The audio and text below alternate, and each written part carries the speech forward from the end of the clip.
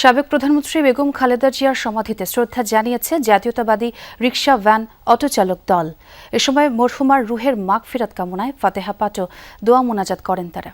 বেলা ১১টার দিকে বিএনপির জাতীয় নির্বাহী কমিটির যুগ্ম মহাসচিব হাবিবুন নবী খান সোহেলের নেতৃত্বে এই শ্রদ্ধা জানান জাতীয়তাবাদী রিকশা ভ্যান অটোচালক দলের নেতাকর্মীরা। এ সময় হাবিবুন নবী খান সোহেল বলেন, যারা ৭১ মুক্তিযোদ্ধাদের হত্যা করেছে তারা আবারও বাংলাদেশের রাজনৈতিক পরিস্থিতি অস্থির করার চেষ্টা করছে।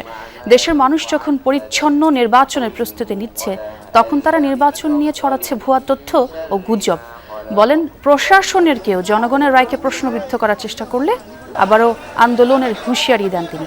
এ সময় আগামী নির্বাচনে জাতীয়তাবাদী রিকশা ভ্যান অটোচালক দলের নেতাকর্মীরা ঐক্যবদ্ধভাবে ধানের শীষের পক্ষে কাজ করবে বলেও আশা করেন তিনি।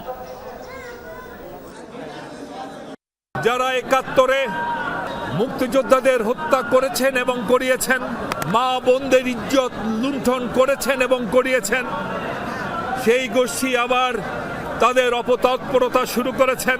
নির্বাচনকে সামনে রেখে নানা জোটের ছদ্মাবরণে তারা বাংলাদেশের রাজনৈতিক পরিস্থিতিকে অস্থির করতে চাচ্ছেন।